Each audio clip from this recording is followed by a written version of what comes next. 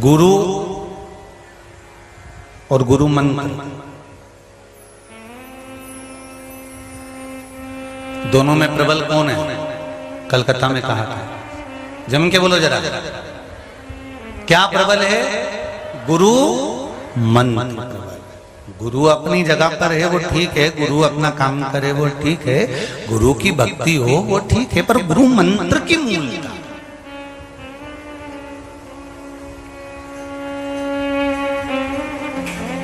एक बड़ा सुंदर प्रसंग आता है।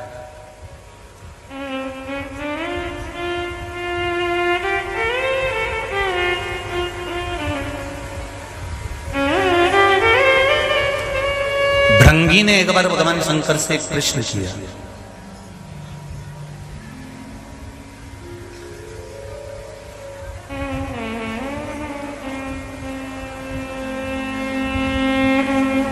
महाकाल वन,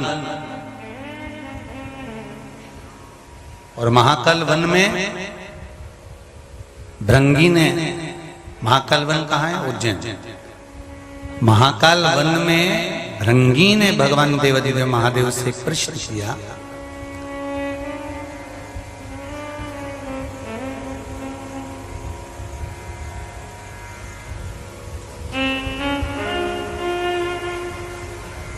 कि यदि जीवन में अगर कहीं संकट की घड़ी खड़ी होती है तो उस घड़ी में हमारा साथ देने वाला कौन होता? बहुत अच्छा प्रश्न है भृंगी का, भगवान शिव से किया हुआ। आप भी थोड़ा ध्यान लगाकर सुनिए। जब जीवन में ऐसा कोई मानव पृथ्वी पर जन्मा ही नहीं जिसको जीवन में दुख ना आया,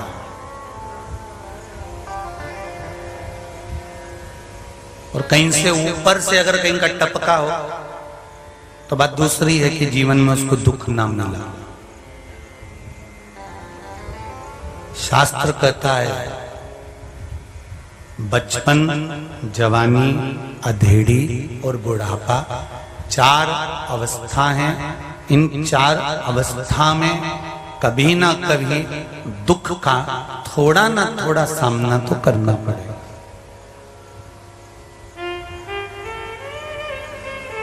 पर रोना नहीं। तुम्हारे पास अगर कोई आकर कहे कि मैं बड़ा कर्जे में डूब गया हूं, बहुत कर्जा हो गया है, अब तो मरने जा रहा हूं, तो उसको एक बार कह देना, घर में से तांबे का लोटा लाना और पानी भर के उसके हाथ में थमा कर कह देना, मरना बाद में, पहले 15 दिन शंकर जी को जल चढ़ा कर देख ले, फिर इसके बारे में विचार कर लेना कि मरना, फिर विचार करना।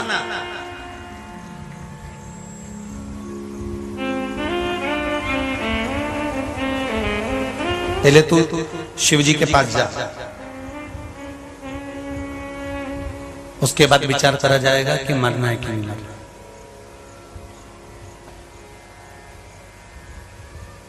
और दिल से जाना, दिखावे से नहीं। यहां जितने लोग कथा सुनने आए हैं, कीचड़ पानी में, बारिश में, बरसते पानी में, जब मंच से, व्यासपीठ से, माइक से कह दिया गया था कि व्यवस्था इतनी नी है, उसके बाद भी एक पंडाल, 2 पंडाल, अंदर का पंडाल, वो हॉल, इतने सारे तुम भर भर के आए हो, तो जरा विचार करना कि तुम सियोर वाले महाराज के लिए नहीं आए, आप देवाधिदेव महादेव के लिए आए हो, शिव के लिए आए।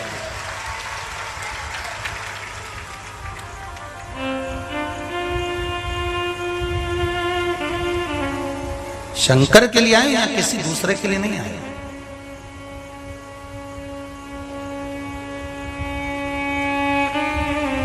और जब उसके भरोसे पर, उसके सहारे पर, उसके बल पर अगर आप यहां पहुंचे हो, तो साधने वाला, लाने वाला, संभालने वाला वही है, उसके सिवाय कोई नहीं।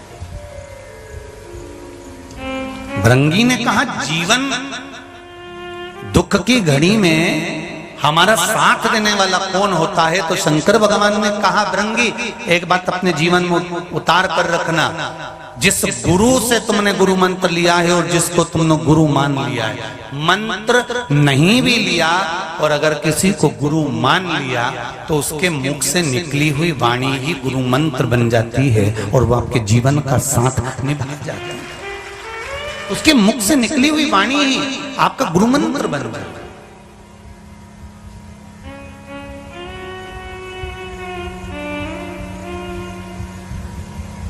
देखिए,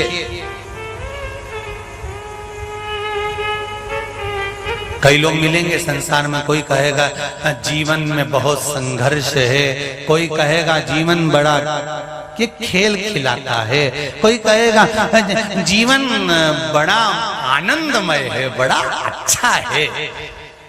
किसी को संघर्ष लगेगा, किसी को खेल लगेगा, किसी को उत्सव लगेगा। कब लगता है? भगवान शंकर ने कहा सुनो भृंगी,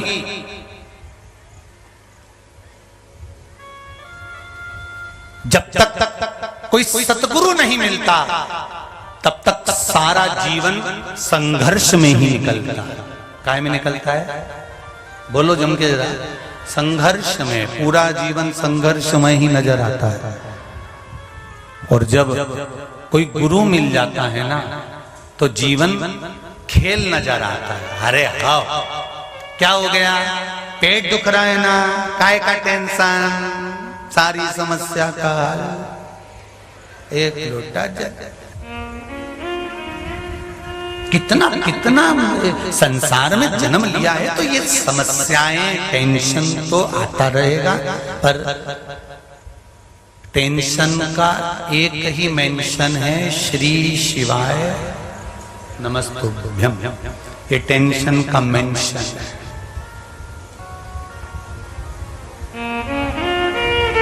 बस शिव नाम लेते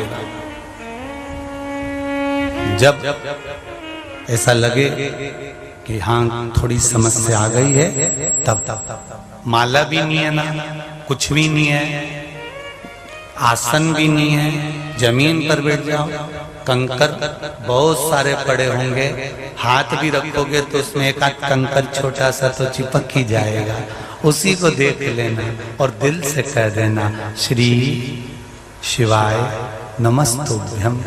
बहुत चिंता है बाबा। हम ये भी नहीं कहते कि तुम सी हो रहा, तो अपने घर पर बैठकर कथा सुनो। जिस दिन तुम्हारी मनोकामना मेरा कुबेर भंडारी पूरी कर दे तब कुबेरेश्वर धाम जरूर आओ। मना नहीं है, मना नहीं करेंगे, तब जरूर आओ। भगवान आपकी आवाज को बोल्ड ही रखे। शिव शिव शिव बहुत बहुत कहते हैं ना, शंकर के भक्त सब पगले होते हैं, नजर आते हैं, और इसी को भक्त कहते हैं। उनको किसी से कोई मतलब नहीं होता कि कौन हमको क्या कहेगा, वो तो चिल्ला दी तो चिल्ला दी, उसका तो मन अलमस्त है, उसे कोई मतलब नहीं संसार में।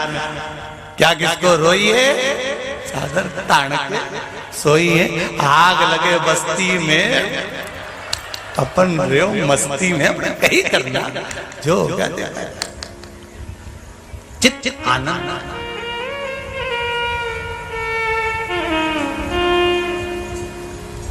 दुख आए ऐसा कोई संसार में नहीं जन्मा जिसको दुख नहीं है। दुख सबको आता है और जाता रहता है, पर जो शंकर की उपासना में लगा रहता है, शिव की भक्ति में जो डूबा रहता है, दुख कब आकर छू कर चले जाएगा मालूम नहीं पड़ेगा। फिर तुम्हें लगेगा कि वापिस मेरे श्रेष्ठ दिन प्रारंभ हो गए। वो श्रेष्ठ दिन प्रारंभ करने वाला कोई दूसरा नहीं, देवाधिदेव महादेव ही होगा। गुरु जब तक ना मिले जीवन संघर्ष है। गुरु जिस दिन मिल गया जीवन एक खेल हो जाता है। और जिस दिन आपने गुरु के वचन को मानना प्रारंभ कर दिया, उस दिन से जीवन एक उत्सव हो जाता है कि अब कोई दुख बचा ही नहीं। जिसने गुरु के वचन को मानना प्रारंभ कर दिया।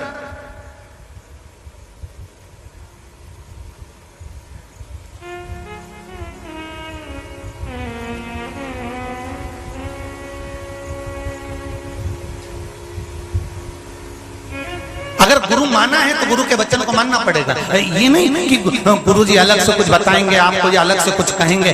आप हमारे पास में चाहे बार बार आओ और हमसे कुछ पूछ कर जाओ, हम बताने वाले में से नहीं। हम तो ये व्यासपीठ भली, शिव महापुराण भली, शंकर जी की कथा में से जो छाट छाट कर कहीं कुर्म पुराण में से, कहीं लिंग पुराण में से, कहीं नर्मदा पुराण में से, कहीं देवी भागवत में से, कहीं स्कंद पुराण में से, कहीं पद्म पुराण में से, कहीं बरहा पुराण में से, कहीं वामन पुराण में से, कहीं नारद पुराण में से, इन पुराणों में से जो अच्छा अच्छा मिलता है, कुछ अच्छा प्राप्त होता है, जो हमारे सनातन धर्म को सुख देने वाला हो, जो हमारे जीवन को आनंदित करने वाला हो, जो हमारे जीवन को आनंद के पल देने वाला हो, वो चीज, वो कथा, वो आनंद छाट कर लाते हैं और आपके सामने रख देते हैं। हमारे पास में और कुछ भी नहीं है, ना तो हमारे पास बेल है, ना हमारे पास बबूती है, ना हमारे पास में छू मंत्र, ना हमें कोई जादू मंत्र। हमारे पास में तो एक ही चीज है, श्री शिवाय नमस्तुभ्यम बस जप लो। और तुम्हारे घर के पास में, तुम्हारे मोहल्ले में, तुम्हारी कॉलोनी में, तुम्हारी सोसाइटी में, तुम्हारे क्षेत्र में जो शंकर का मंदिर हो,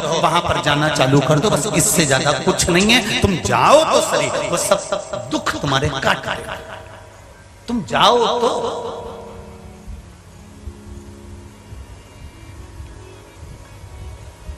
बहुत दिन से कह रहे हो भूख लगी है, बहुत तेज भूख लग रही है, बहुत तेज भूख लग रही है, बहुत तेज भूख लग रही है। पेट भरा जाएगा? अरे बोलो जरा जम के, नहीं भराएगा। भूख लग रही है, पेट कब भराएगा?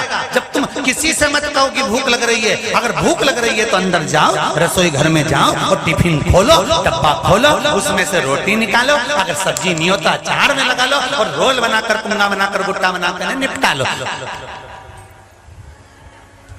समा अब किसी से कहना पड़ेगा भूख लग रही है? तुम सारी दुनिया से कहते फिर बहुत दुख है, बहुत दुख है, हम बड़े तकलीफ में हैं, कर्जा इतना हो गया, बड़े कष्ट में पड़ गए, बेटी को ब्याह नहीं हो रहा, बेटे का संबंध नहीं हो रहा, जॉब नहीं लग रही, नौकरी नहीं लग रही। तुम कितनी जगह के आ गए, कितनी जगह जा जाकर तुम रो कर आ गए, 50 जगह जा जाकर तुम एक ही बात कहते, भूख नहीं लग, भूख लग रही, भूख लग रही, भूख लग रही। खाओ तो भूख मिटेगी। शंकर के दरवाजे जाओ तो दुख मिटेगा।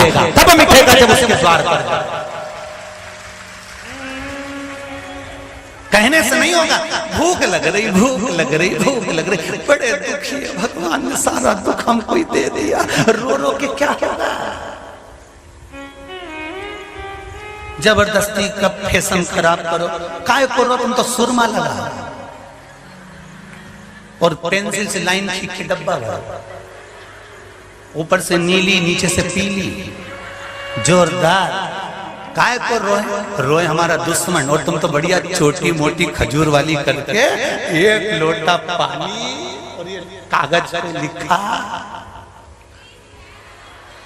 बस इतना सा काम है। बस उसके बाद में अपन को नहीं कहना कि मेरे को बहुत दुख है, भूख लगी, भूख लगी, भूख लगी, भूख लगी। नहीं, डब्बा खोलो, भोजन करो। अपने डरने की बात नहीं है। किसी के यहाँ भी मेहमानी में जाओ, भूख लग रही हो, कहीं मां शर्म करने की जरूरत नहीं है। नहीं तो वो बिस्कुट लाके रखे, ट्रे में सामान लाके रखे, लड्डू लाके रखे और तुम पल्लू मल्लू लेने आराम से बैठी धीरे धीरे। अब भूख तो बहुत तेज लग रही पर खा सकती नहीं, क्योंकि अच्छा नहीं लगे। अपन रिश्तेदारी में आए, एकदम निपटा जाएंगे तो लोग अपन को हपसन कहेंगे। तो अपन अगर कोई अपने को हपसी के, हपसन के अच्छा लगे तो बड़ी सावधानी रखना पड़ती है। सावधानी वावधानी नहीं रखना। बच्चे जैसे होते हैं ना, देखा तुमने, जैसे बच्चे तो चुप बैठते ही नहीं, मम्मी इधर से डांट रही, आंटी अंदर गई और इसने रसगुल्ला अंटा ऊपर से। इसको कोई मतलब नहीं, बच्चा बच्चा, वो तो उसको भूख लगी तो खाएगा, वो शर्मा ही नहीं। तो तुम भी क्या का टेंशन लो? बिस्कुट किसके लिए लाके रखे? बोलो तो सही, दिखाने के लिए। समोसा किसके लिए लाके रखा है? दिखाने के लिए। कचौड़ी काय के लिए लाके रखी? तुम तो जिसके यहाँ मेहमानी में जाओ, जो सामान सामने आएंगे सब निपटा।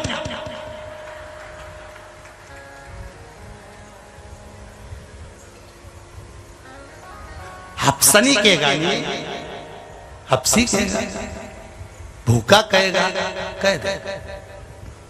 पेट में अन्न जाएगा तब भूख समाप्त होगी, मुख से श्री शिवाय निकल कर अंदर जाएगा तब दुख समाप्त होगा, ये निश्चित है। भूख की समाप्ति अन्न खाने से होती है और दुख की समाप्ति शिव महापुराण की कथा गाने से होती है। ये दुख जब समाप्त होगा जब शंकर का भजन करोगे, स्मरण करोगे, कीर्तन करोगे, मंत्र जाप। भूख लगी, भूख लगी, भूख लगी, निकालो डब्बा, निकालो डब्बा। खुद को निकालना पड़ेगा। जब ज्यादा भूख लगे तो ट्रेन में इंतजाम मत करो कि बगल वाली सीट पे हमारी काकी जी सो रही ने, ऊपर जगदम्बा सो रही और भेरू नीचे, और भेरू तो भूख से बिलबिला रहा क्योंकि पूरी थैली नीचे ट्रेन के सीट के नीचे डब्बा बंधा बंधा है रखा। उसको मालूम है इसमें मिक्सचर भी रखा है, टॉफी भी रखी, सामान भी रखा है, रोटी भी रखी, पराठा भी रखा, मठरी भी रखी, सब लाई सियोर आई तब।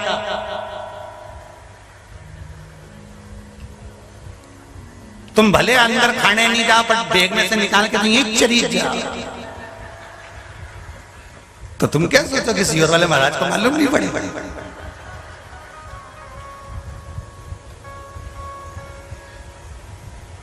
अरे अब सबको मालूम है कि सीट के नीचे सामान है पर भूख लग रही है, खाने का मन भी कर रहा है पर खाऊं कैसे? अभी तो ये सो रहे हैं, अभी तो ये सो रहे हैं। नहीं नहीं नहीं, भूख लगी, उठो, निकालो, खा के अपन सो जा। फिर वो पूछेगी ऊपर से, जी ए जी,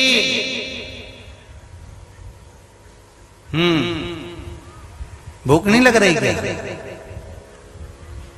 फिर तुम कह देना मैं तो निपटा गया, भूख बहुत तेज लग रही थी, 2 पराठे खा लिए, सेव खा लिया, मिक्सचर खा लिया, पेट भर गया। जब 11 बजे तक सो रहे हो, मेरे को जगाते नहीं बना। यही होता है, जय की जय लीला होती है। जब भोजन भरपेट कर लेते हो भूख लगना समाप्त हो जाती है। उसी तरह जब भजन भरपूर कर लेते हो, दुख जब समाप्त हो जाता है, तुम वापिस उन्नति की सीढ़ी पर चढ़ जाते हो तो जैसे ऊपर सीट पर बैठी हुई का मुंह भगोना हो जाता है, उसी तरह संसार में से कितने हैं जो तुमको बढ़ता हुआ देखकर मुंह भगोने जैसा बना लेंगे।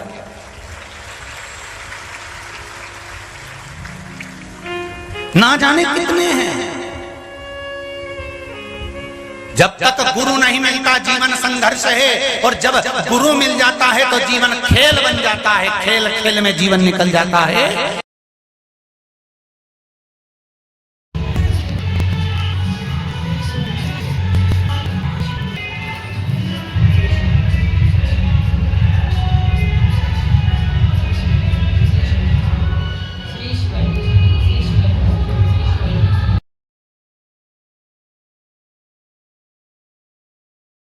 क्योंकि गुरु मिल जाए तो जीवन खेल हो जाता है, और गुरु के वचन पर जब विश्वास हो जाए तो जीवन उत्सव हो जाता है। अब कोई दुखी नहीं रहा, अब तो आनंद। जब दुख आए तब पशुपति व्रत चालू, उत्सव बन गया।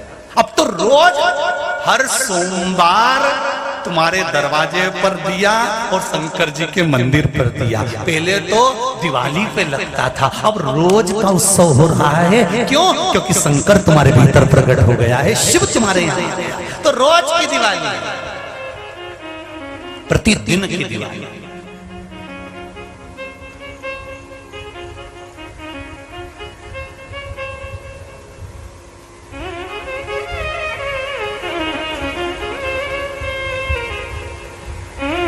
महाराज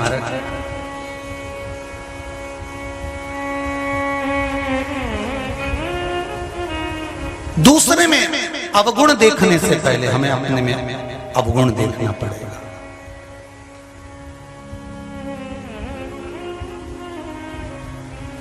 एक गुरुजी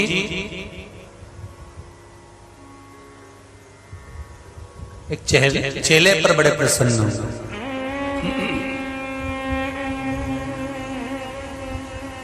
और गुरुजी चेले पर प्रसन्न होकर आज उसको एक दर्पण दे दिया, कांच।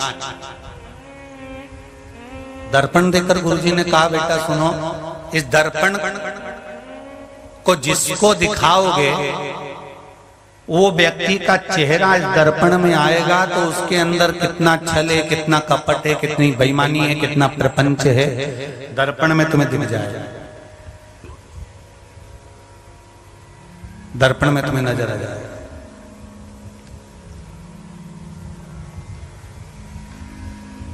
ठीक है।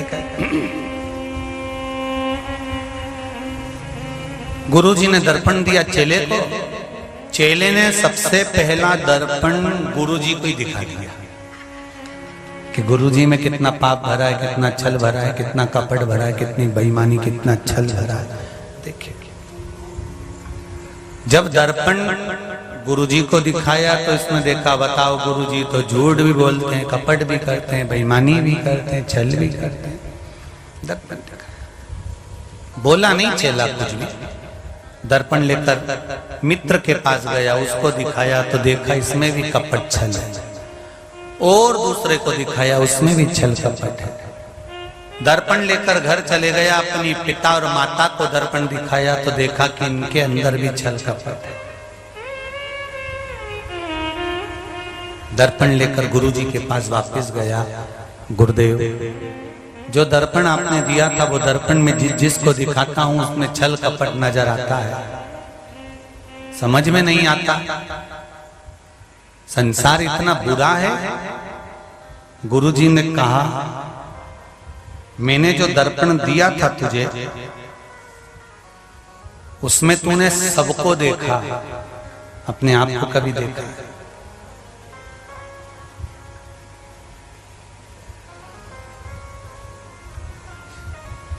उस दर्पण में सबको देखा तूने, कभी अपने आप को देखा? नहीं गुरुजी, अब अपने आप को भी देखे। दर्पण उसने जब अपनी ओर मुंह कर कर देखा तो उसके भीतर जो छल था, वो बेईमानी, वो प्रपंच, वो कपट, वो झूठ इतना भरा हुआ था। गुरुजी के चरणों में पड़ गया, गुरुदेव मैं दूसरे को दर्पण दिखा रहा था और देख रहा था कि ये कितना बेईमान है, कितना छली है, कितना कपटी है, कितना झूठ बोलने वाला है। सही मायने में गुरुजी ने कहा, दर्पण सत्य कहता है, ये बेईमानी, ये झूठ, ये प्रपंच, ये छल, ये कपट जब हमारे भीतर भरा होता है तो सामने वाला व्यक्ति भी झूठा, प्रपंची, कपटी और बेईमान ही नजर आता है। भीतर से जब साफ हो जाता है तो सामने वाला व्यक्ति भी साफ नजर आता है, उसमें फिर कपट नहीं दिखता, उसमें फिर बेईमानी नजर नहीं आती।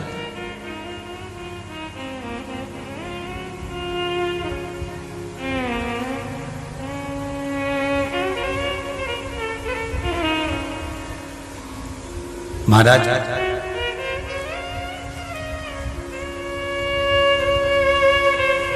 छली को छली नजर आएगा, कपटी को कपटी नजर आएगा, बेईमान को बेईमान नजर आएगा। गुरु की शरणागति प्राप्त होने के बाद हमारे नेत्र पर एक चश्मा ऐसा लग जाता है जिस चश्मे से हमें कुछ गलत नजर नहीं आएगा।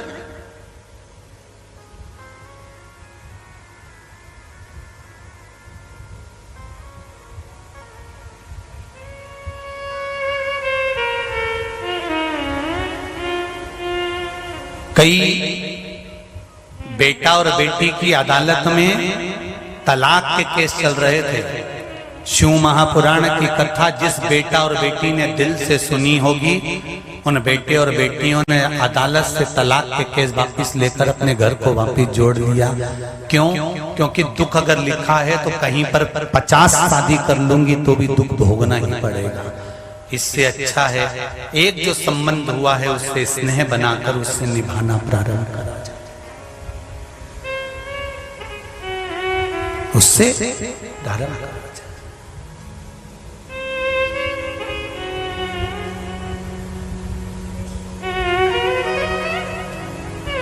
हम कई लोगों से मिलते हैं तो कई लोग कहते हैं बड़ा बेकार जमाना चल रहा है, बड़ा बेकार जमाना चल रहा है, बड़ा बेकार जमाना चल रहा है।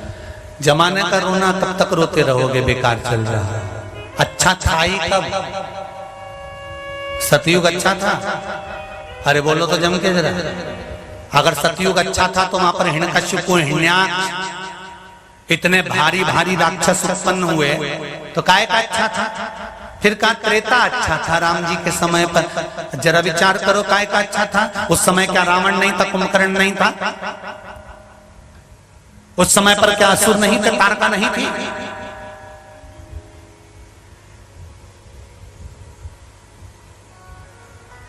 उस समय पर क्या शूर्पणखा नहीं थी? फिर कहा द्वापर बड़ा अच्छा था भगवान कृष्ण के समय का। अभी जमाना बेकार। क्या भगवान कृष्ण के समय पर कंस नहीं था, पूतना नहीं थी, तृणावत, अगासुर, बकासुर? जरा विचार तो करो। जिसने दूध पिलाया मौसी बनकर, वो विष पिला रही थी।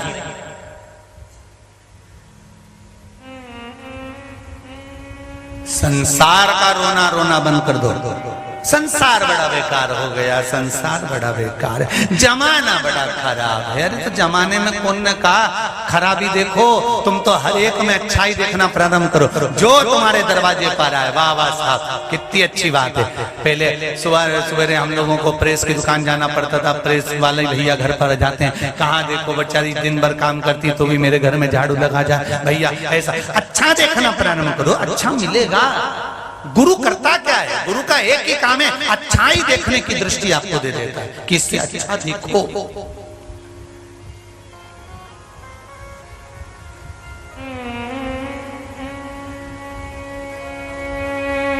महाराज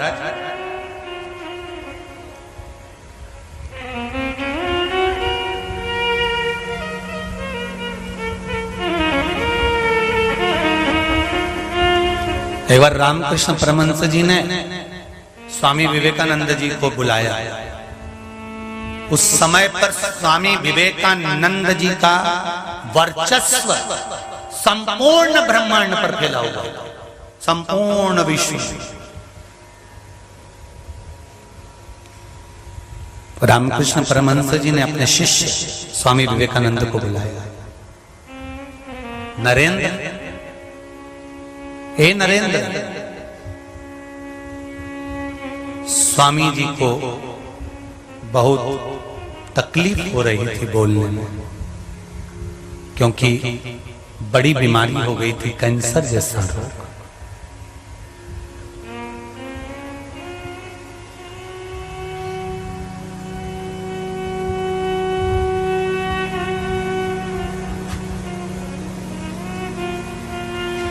एक बात पहले भी कही, आज फिर कह रहे हैं, बीमारी आने पर दवाई घर के लोग लाकर दे देंगे, खर्चा भी उठा लेंगे, पर ईमानदारी से बोलना, क्या घर के लोग कष्ट सहन कर सकेंगे? अरे बोलो तो जम के नहीं। कष्ट वही सहन करता है जिसको बीमारी होती है। उसी तरह कष्ट आपको सहन करना पड़ेगा, दवाई आपको खाना पड़ेगी, लाके सब दे देंगे, खाना आपको पड़ेगी। उसी तरह अगर मृत्यु लोक में आए हो तो दुख अपने को झेलना पड़ेगा, आपको हमको झेलना पड़ेगा। गोली हम खाएंगे तो हम ठीक होंगे। शंकर भगवान के मंदिर जाकर एक लोटा जल जब हम चढ़ाएंगे या भगवान का भजन करेंगे, श्री शिवाय नमस्तुभ्यम कहेंगे, तो वो दवाई जब हम खाएंगे तो हमारा दुख हम स्वयं मिटाएंगे। कष्ट हमको भोगना है, किसी दूसरे को नहीं, कोई दूसरा नहीं भोगेगा। नरेंद्र, ए नरेंद्र, नरेंद्र दौड़ कर आए, स्वामी विवेकानंद दौड़ कर आए। और स्वामी विवेकानंद जी का बचपन का नाम नरेंद्र था। और दौड़ कर आए, और दौड़ कर आते से गुरु जी के चरणों को प्रणाम करा, नमन करा। नरेंद्र, तुझे याद है तू छोटा सा था? हाँ गुरु जी, मालूम है तेरे को? 4 दिन तक तू भूखा रहता था, भोजन नहीं मिलता था तेरे को, घर में तेरे तकलीफ थी, तू भोजन छोड़कर आता था, मालूम है तेरे को? हाँ गुरुजी। क्यों छोड़कर आता था मालूम है तेरे को? हाँ गुरुजी। नरेंद्र कहते हैं गुरुदेव मैं घर में माँ को कहकर आता था कि आज मेरा पेट भरा है, इसलिए क्योंकि मेरी माँ मेरे छोटे भाई को भरपेट भोजन करा दे, भले में भूखा रह जाऊं। से स्वामी विवेकानंद का जीवन था। ये स्वामी विवेकानंद का जीवन। नरेंद्र जब तू आता था तो मैं तेरे से कहता था ले भूख लगी होगी लड्डू निकाल ले खा ले। हाँ गुरुजी। पर एक बात बताओ ना गुरुजी कि एक बात समझ में नहीं आती। मुझे तो लगता है कि आप अंतर्यामी हो। रामकृष्ण परमहंस जी ने कहा अंतर्यामी का मतलब समझता है तो? स्वामी विवेकानंद जी मुस्कुरा कर कहते हैं हाँ आप मेरे अंतर की बात, आत्मा की बात को जान जाते थे, इसलिए आप अंतर्यामी हो।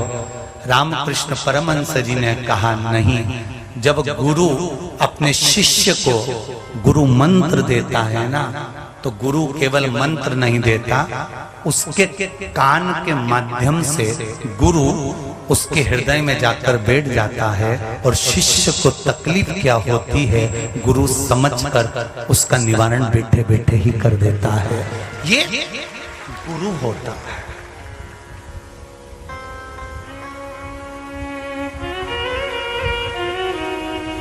ये गुरु है।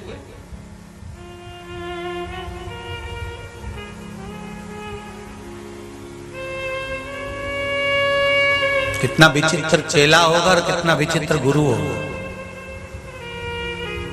शरीर में इतना भारी रोग श्री रामकृष्ण परमहंस जी को, और स्वामी विवेकानंद जी कर रहे हैं, शिष्य कर रहे हैं, नरेंद्र कर रहे हैं, स्वामी विवेकानंद जी कर रहे हैं। गुरुदेव एक बार शारदा माता से जब तुम एकांत में बैठते हो, जगदम्बा आपसे बात करने के लिए, शारदा आपसे बात करने के लिए आती है, देवी आपसे बात करने के लिए आती है, गुरुदेव तब आप माता देवी से क्यों नहीं कहते थे कि मेरा कैंसर समाप्त कर दो, रोग मिटा दो?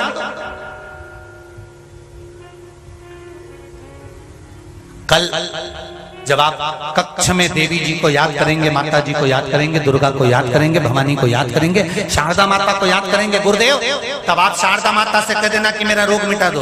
रामकृष्ण परमहंस जी ने कहा ठीक है मैं विचार करूंगा। और दरवाजा बंद हो गया। अंदर कक्ष में रामकृष्ण परमहंस हैं, स्वामी विवेकानंद बाहर खड़े हैं। आज गुरु जी के चरण पकड़कर कहा रामकृष्ण परमहंस जी से, माँ देवी से कह देना कि तुम्हारा रोग मिट जाए, भगवान से कह देना कि तुम्हारा रोग मिट जाए। शारदा माता प्रसन्न होकर सामने प्रकट हो गई। रामकृष्ण परमहंस को देखा और रामकृष्ण परमहंस को देखकर शारदा माँ, माँ दुर्गा, माँ कालका, वो काली माँ, माँ कालका, भद्रकाली देवी, माँ चामुंडा मुस्कुराती हुई पूछती है, ए रामकृष्ण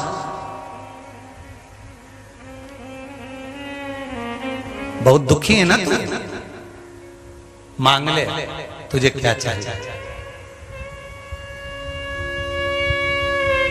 देखिए जरा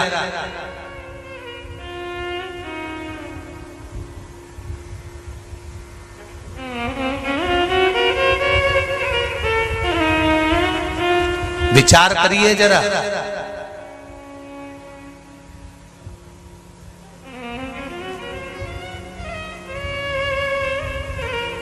माँ काल रात्रि, माँ काली, माँ शारदा, माँ जगदम्बा कह रही है तुझे दुख बहुत है, मांग ले। रामकृष्ण परमहंस जी कहते हैं माँ मांगना तो चाहता हूं, आप दे दोगी मेरी माँ? हाँ बोल क्या चाहिए? रामकृष्ण परमहंस ने कहा माँ जिस समय पर मेरे प्राण छूट रहे हों तब मेरी माँ की गोद मिल जाए और कुछ भी नहीं चाहिए, बस मेरी माता की गोद मिल जाए।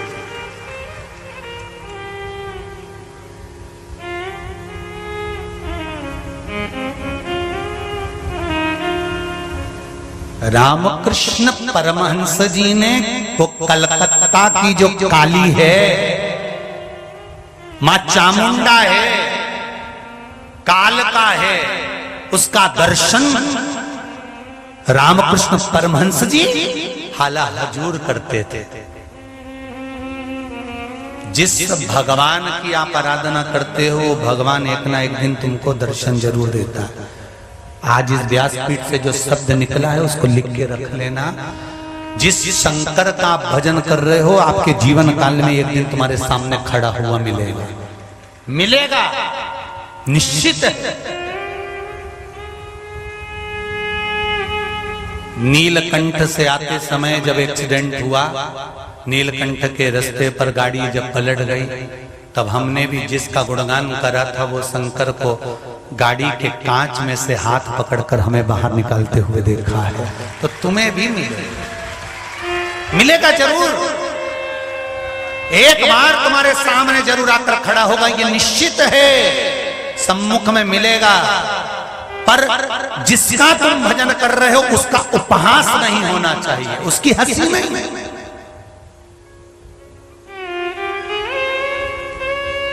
उसकी निंदा नहीं सुनना। आज अभी गुप्त नवरात्रे चल रहे हैं, गुप्त नवरात्रे चल रहे हैं, और इन गुप्त नवरात्रे में एक फिल्म वालों ने फिल्म का पोस्टर बनाया है।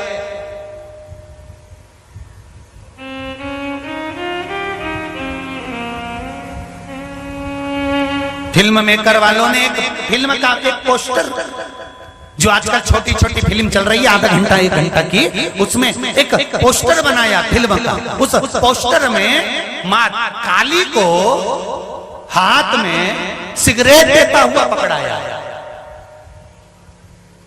अरे धिक्कार है तुम्हारे जीवन को, धिक्कार ऐसा फिल्म बनाने वाले को भी और ऐसे फिल्म के कलाकारों को, जो माता काली के हाथ में सिगरेट पकड़ाते हुए और धुआं उड़ाते हुए बता रहे हैं, धिक्कार तुम्हारे जीवन को। और एक शब्द जरूर कहना चाहूंगा कि मुझे तो नहीं लगता कि इनको माता ने अपनी कोख से जन्म दिया होगा, क्योंकि अगर मां जन्म देती तो किसी मां का उपहास नहीं करते। अगर मां जन्म देती तो मां का उपहास नहीं करते ये फिल्म बनाने वाले, माता के पोस्टर को सिगरेट नहीं पकड़ाते ये फिल्म वाले, मां काली के पोस्टर को श्रेष्ठ, ये क्या बना रहे? जरा जानिए।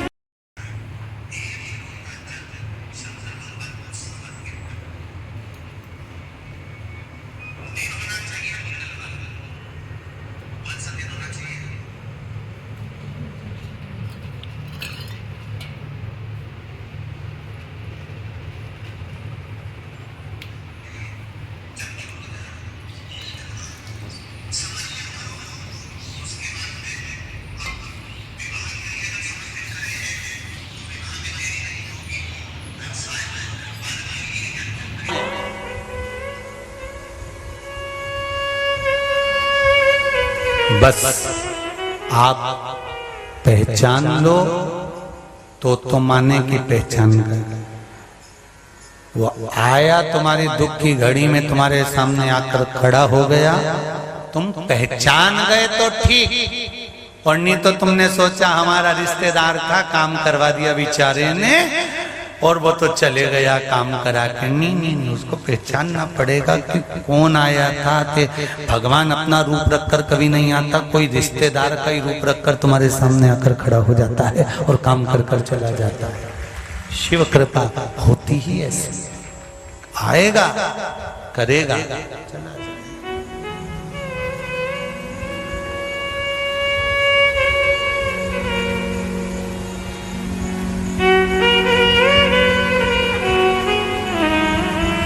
मेरे भोले तेरा सहारा है, मेरे भोले तेरा सहारा है, मेरी नैया का तो किनारा है, मेरी नैया का तो किनारा है।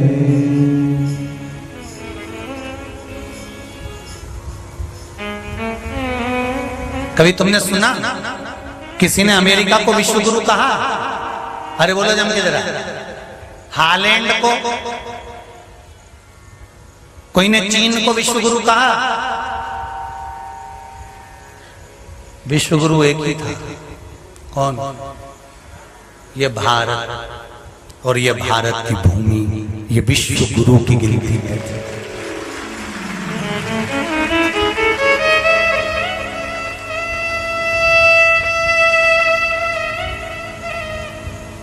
विदेश से लोग काशी में पढ़ने के लिए आते थे। विदेश से लोग काशी की धरा पर, काशी के विश्वविद्यालय में पढ़ने के लिए आते थे। भारत की भूमि विश्व गुरु की भूमि है। इसको दुनिया का गुरु कहते हैं, क्योंकि दुनिया के लोग भारत की भूमि पर संस्कार लेने के लिए, सभ्यता लेने के लिए, भजन करने के लिए, स्मरण करने के लिए, साधना, तप, योग करने के लिए दुनिया के लोग विदेश से यहां सीखने के लिए आते थे। इसलिए भारत को विश्व गुरु के पद पर रखा जाता था। पर कुछ लोगों ने धीरे धीरे धीरे धीरे धीरे धीरे ऐसी अंग्रेजी इनके मुंडा में भराई और इनके सिर पे चढ़ी। सबसे पहले ये खुद राजनेता ही विदेश में पढ़ने जाने लगे और विदेश का गुणगान गाने लगे। तो कहने लगे वहां पढ़ने जाओ तो वहां की विद्या अच्छी है, वहां की विद्या अच्छी है। अब लोगों ने भारत की विद्या को नीचे दबाकर विदेशों की विद्या को प्रबल बनाने का प्रयास कर दिया। मेरा सारे लोगों से निवेदन है, सनातन धर्मियों से निवेदन है, हाथ जोड़कर, भारत विश्व गुरु था, विश्व गुरु है और विश्व गुरु रहे, चाहे तुम कहीं पर भी जाकर पढ़ो।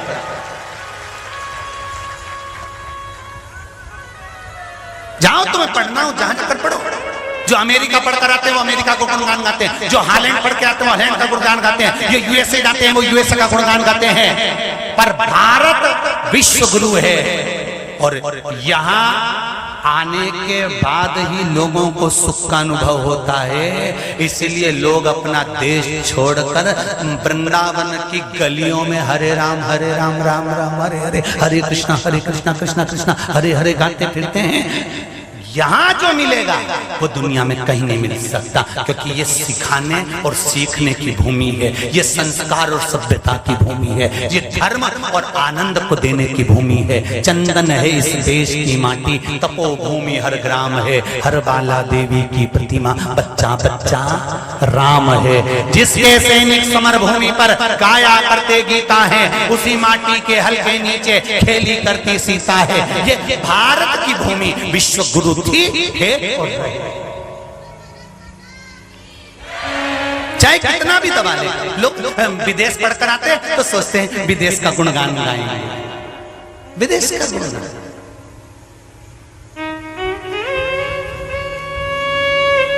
आज एक होड़ लगी है बच्चों में, अंग्रेजी स्कूल में पढ़ाओ, अंग्रेजी स्कूल में पढ़ाओ, अच्छे कॉलेज में पढ़ाओ, बच्चा पढ़ जाए तो विदेश में पढ़ने पहुंचाओ। हमारा निवेदन है, भारत के भूमि की विद्या आज भी कमजोर नहीं हुई है। आज भी अपने बच्चों को सबसे पहली विद्या अमेरिका और जापान नहीं देते। आज भी जन्म लिए बच्चे को विद्या उसके घर की माँ देती है। जितना माँ पढ़ाती है उसके बराबर कोई नहीं पढ़ाता। प्रथम गुरु माँ, द्वितीय गुरु पिता, तृतीय गुरु शिक्षक और चौथे नंबर पर होता है सतगुरु। ये तो चौथे नंबर पर आया है सतगुरु। पहले नंबर का गुरु है माँ। माँ बेटे को सारा ज्ञान प्रदान कराती है।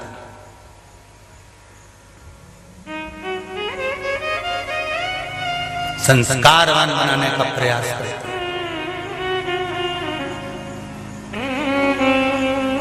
नरेंद्र स्वामी विवेकानंद जब गुरु जी से पूछते हैं कि गुरुदेव गुरुदेव, गुरुजी ने पूछा क्या आपने माता जी से मांग लिया? हाँ, क्या मांगा? रामकृष्ण परमहंस जी मुस्कुरा के बोले, मैंने मांग लिया माँ, जब मेरे प्राण छूटे तो तेरी गोद में छूटे। रामकृष्ण परमहंस जी के शब्द सुने स्वामी विवेकानंद की आंख से आंसू झड़ने लगे। आंसू। गुरुजी, आपको बहुत बड़ा रोग हो गया है गुरुजी, आप मुझे छोड़कर चले जाओगे?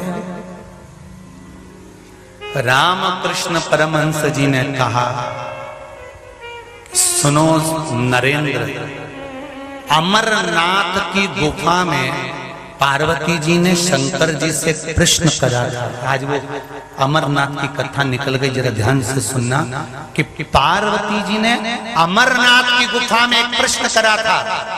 वो अमर कथा सुन लीजिए कि पार्वती जी ने शिव जी से अमरनाथ की गुफा में एक प्रश्न करा था। रामकृष्ण परमहंस नरेंद्र को स्वामी विवेकानंद जी को बता रहे हैं, सुनो नरेंद्र, माता पार्वती जी ने शिव जी से प्रश्न करा था कि मृत्यु लोक में अमर कौन है?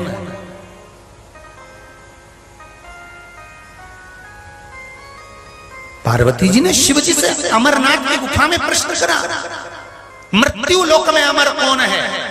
शंकर भगवान ने कहा, सुनो पार्वती, जब एक श्रेष्ठ गुरु अपने शिष्य को कोई मंत्र प्रदान करता है और गुरु अगर मर भी जाता है तो वो मरता नहीं है, उसके मंत्र के कारण वो अमर हो जाता है जीवन पर्यंत। गुरु कभी नहीं मरता, अमर हो गया। जैसे तुलसीदास जी ने राम नाम दिया, श्रीमद् वल्लभाचार्य जी ने श्री कृष्ण शरणम ममा दिया। श्री रामाचार्य जी के अनुसार गायत्री मंत्र जग में जाहिर हो गया, उसी तरह सियोर वाला महाराज हो पृथ्वी पर तो ठीक, नहीं हो तो ठीक, पर एक मंत्र तो दुनिया को दे दिया, श्री शिवाय नमस्तुभ्यम। भले गया, मंत्र अमर कर गए, और मंत्र की अमरता होना चाहिए। गुरु कभी नहीं मरता। अगर गुरु ने कोई श्रेष्ठ मंत्र आपको दिया है तो वो अमर हो गया, भले वो कहीं पर भी रहे, पर मंत्र की अमरता है।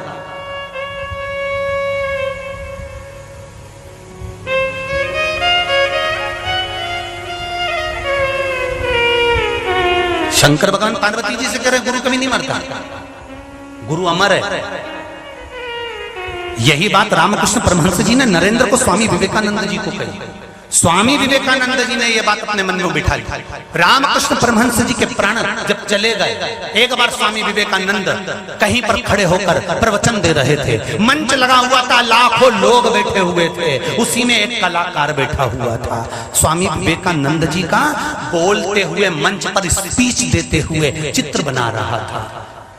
रामकृष्ण परमहंस के शिष्य स्वामी विवेकानंद बड़े मंच पर लाखों लोगों को स्पीच दे रहे थे, प्रवचन दे रहे थे, समझा रहे थे, और एक कलाकार बैठकर चित्र बना रहा था स्वामी विवेकानंद का।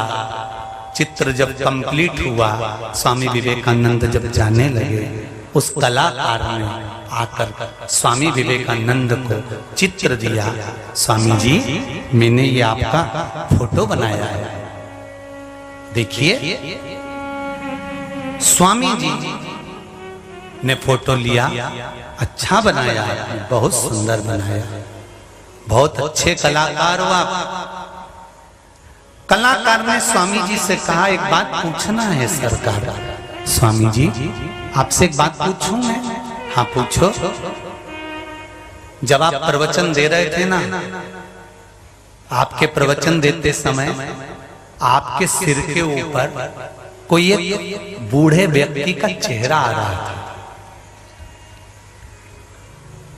आपके पीछे कोई बूढ़ा व्यक्ति खड़ा हुआ था, मैंने उसका फोटो बनाया है स्वामी जी, आप चित्र देखेंगे। स्वामी राम कृष्ण स्वामी विवेकानंद ने जो फोटो हाथ में लिया और देखना प्रारंभ करा, स्वामी विवेकानंद जिस प्रवचन को दे रहे थे, उस प्रवचन के पीछे रामकृष्ण परमहंस का चेहरा दिख रहा था, जो फोटो में अंकित कर दिया गया। फोटो में अंकित था। स्वामी विवेकानंद की आंख में आंसू भर गए। आज स्वामी जी उस कलाकार को गले लगा लिए, गले लगाकर बोले, क्या पूछना चाहते हो?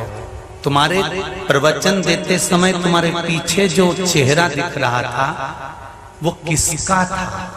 स्वामी विवेकानंद जी ने कलाकार को गले लगाकर कहा, खड़ा मैं था, प्रवचन मेरा गुरु दे रहा था। खड़ा मैं था, प्रवचन मेरा गुरु दे रहा था। प्रवचन देने वाला कोई दूसरा नहीं होता। आज भी आपको कहते हैं, व्यासपीठ से प्रदीप मिश्रा कभी कथा नहीं बाजता। व्यासपीठ पर तो देवाधिदेव महादेव आकर खुद कथा बाजता है और सुनते आप। प्रदीप मिश्रा की सामर्थ्यता नहीं है कि कथा बाज दे। आता क्या है, संस्कृत का एक श्लोक नहीं बोल पाता। कथा शुरू करता है, शुरू के 4 मंत्र बोलता है, श्लोक बोलता है, उसमें तो अटक जाता है कभी कभी। तो क्या खाक कथा बाचेगा प्रदीप मिश्रा? कथा प्रदीप मिश्रा नहीं बाजता। कथा तो वो आता है, और कथा आप भी नहीं सुनते हो जीजियों, गारंटी है मेरी।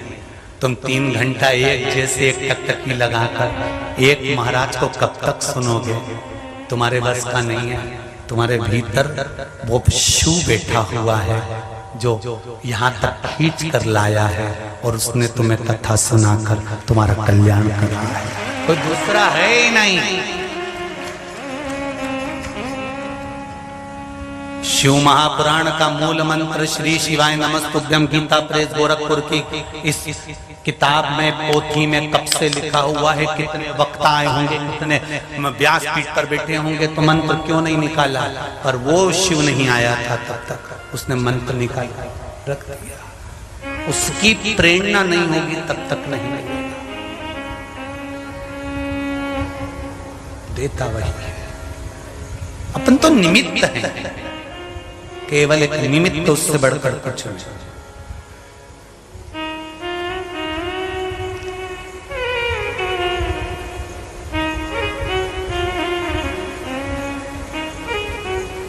केवल निमित्त।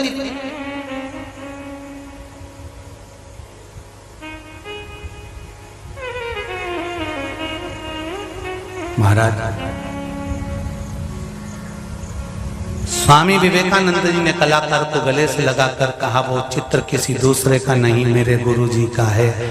मैं तो खड़ा रहता था, कथा मेरा, प्रवचन मेरा गुरु कहता था। मैं तो केवल एक पुतला हूं, चला वो रहा है। आप हो चाहे हम हो, भगवान अगर तुम्हारी बात सुनता है, तुम्हारे कार्य सफल करता है, भगवान तुम्हारे दुख के दिनों में आकर खड़ा होकर तुम्हारा हाथ पकड़कर बाहर निकाल देता है। अहंकार में मत फूलना, बिल्कुल मत फूलना, क्योंकि उसने हाथ पकड़ा है तो अहंकार को त्याग कर चलना।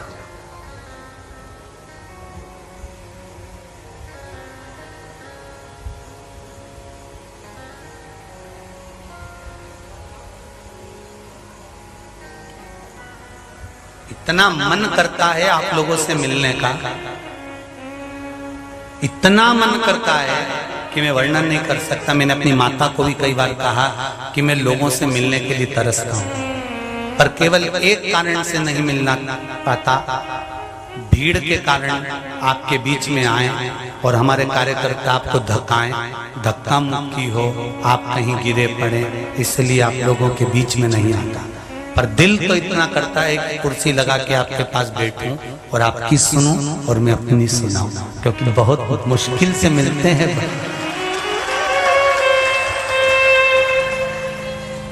अगर तुम हमको प्रणाम करना बंद कर दो, क्योंकि हम कुछ नहीं है, जो है शंकर कंकर शिव। एक हमको छूना बंद कर दो, प्रणाम करना बंद कर दो, और धक्का धुक्की बंद कर दो ना, तो मैं तो आप क्यों नहीं तो कमरा में करना क्या मारे, तो तुमसे आके यही गप्पे मारूंगा। पर एक छूना बंद और प्रणाम करना बंद कर दो। ये हम प्रणाम ना तो माताओं से कराते हैं और ना हम करवाना पसंद करते हैं कि आप लोग चरण छुएं। आप छुओ शंकर के, आप छुओ मेरे देवाधिदेव महादेव। शंकर नजर नहीं आए तो जहां खड़े हो वहीं पर प्रणाम कर लो। कोई कंकर सिर झुकाओगे तो माथे में चिपकेगा जरूर, वही शंकर है, उसको पहचानना। कहीं तो झुकोगे, सजदा करने के लिए स्थान ढूंढने की जरूरत नहीं पड़ती, जहां झुको मेरा शिव ही नजर आता है, सजदा वही हो जाता है। कहां झुकना किसके आगे, कहां झुकोगे, कहां ढूंढोगे। हमें ढूंढने नहीं जाना भगवान को। तुम तो भगवान की भक्ति में इतने लग जाओ, इतने लग जाओ, इतने लग जाओ कि शंकर भगवान भी टार्च लेकर ढूंढने आ जाए कमलाबाई कहां बैठी है।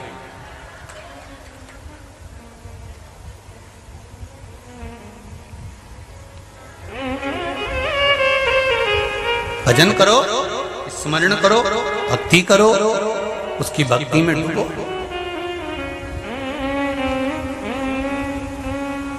शंकर भगवान माता पार्वती को अमर गुफा में अमर कथा कहते समय कहते हैं कि अमर कौन है, तो कहा गुरु कभी नहीं मरता, गुरु के प्राण कभी नहीं जाते, गुरु हमेशा उसके मंत्र से जीवित रहता है।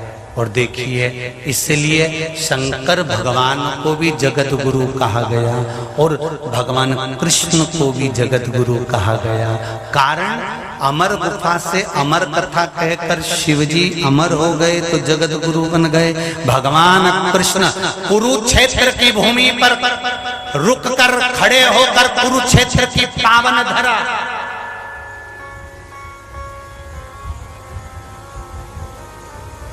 कुरुक्षेत्र की पावन धरा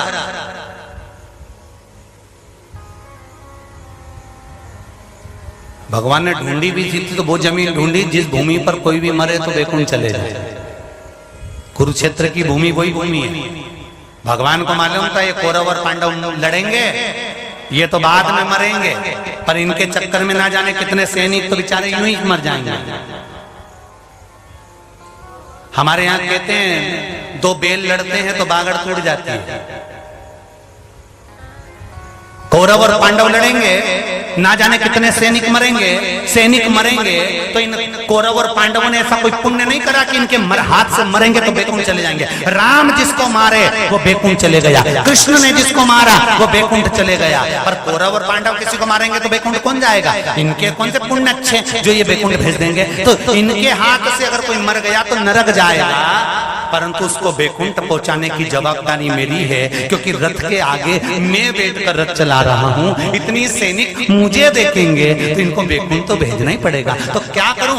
युद्ध मुझे हस्तिनापुर में नहीं लड़वाना, युद्ध मैं कुरुक्षेत्र में लड़ाऊंगा, क्योंकि राजा कुरु ने भगवान विष्णु से तप कर कर वर में मांगा था कि भगवान इस भूमि पर कोई भी मरे उसको बेकुंठ तुम्हें देना पड़ेगा। भगवान विष्णु ने कह दिया तथास्तु। इसलिए कुरुक्षेत्र की भूमि पर जो मरता है वो सीधे बेकुंठ चले जाता है। तो भगवान ने सोचा युद्ध ऐसी भूमि पर कराऊं जब मरते से ही लोग बेकुंठ चले सीधे। तो भगवान ने कुरुक्षेत्र में युद्ध करवाया। और क्या युद्ध हुआ? गए हो आप लोग कुरुक्षेत्र? गए हो जहां लोग सूर्य ग्रहण चंद्र ग्रहण पर जाते हैं? एक बार हमारा भी मन है, वहां पर एक शंकर जी का मंदिर है बहुत प्राचीन, जहां पांडवों ने तप करा था शिव जी का। हमारा भी मन है एक बार कुरुक्षेत्र की भूमि पर शिव महापुराण की कथा हो और वहां पर लोग कथा का आनंद ले।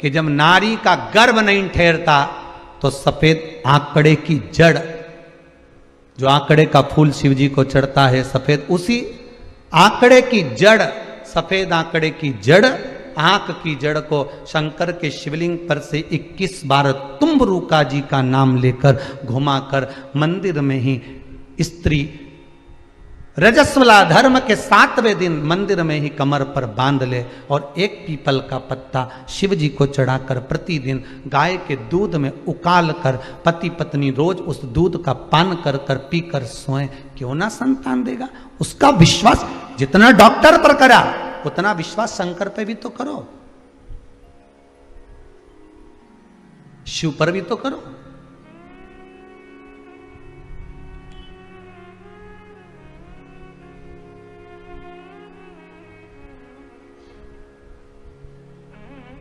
और ना जाने कितनों को दे दिया साहब उसने, कितनों को दिया है।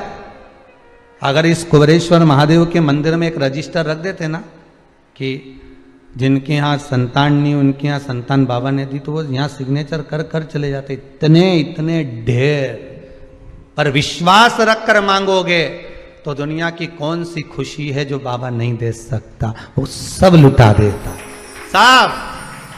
ऐसा कौन सा सुख है जो ना देगा मेरा शंभू, ऐसा कौन सा सुख है जो ना दे मेरा शंकर।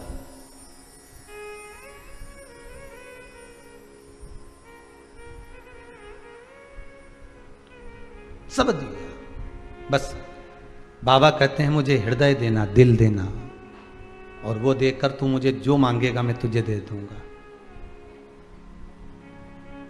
हो सकता है कि मेरे कर्म की झोली थोड़ी सी तंग हो, मेरे कर्म की झोली हो सकता है थोड़ी तंग हो, पर तेरे यहां कोई कमी नहीं है, मैं जानता हूं। सारे दुनिया के दुखड़े तूने हरे हैं, सबको लाभ मिला है, सबको फल मिला है, सबको कुछ ना कुछ दिया है, तो मैंने कौन सा ऐसा पाप किया। जन्म तूने दिया, मृत्यु तू देगा, पालन तू करेगा, पेट तू भरेगा। मैंने शिव पुराण में सुना है सब कुछ तू करता है, तो दुखड़े भी तू ही हरेगा, और कौन हरने वाला है।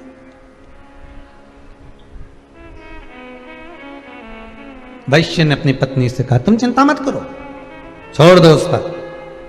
अब पत्नी गई किसी जगह पर, वही बीच वाले, पत्नी गई किसी के यहां और जाकर पूछी है कि साहब संतान नहीं हो रही है, उसके लिए क्या करना चाहिए। तो कहीं के ने कह दिया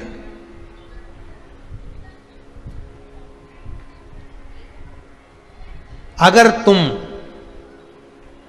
किसी एक बच्चे की बलि दोगी तो फिर तुम्हारे घर में संतान होगी।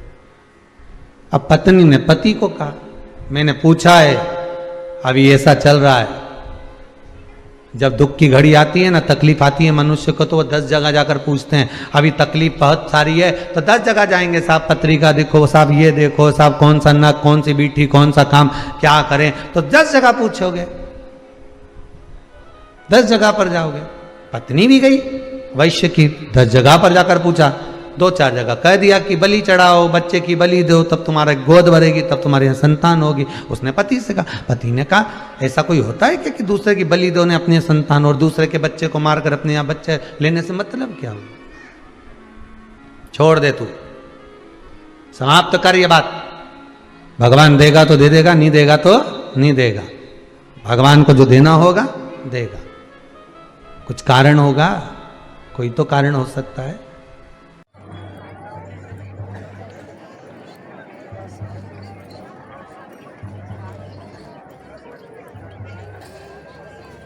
ऊपर करते हैं थोड़ियों को आती है।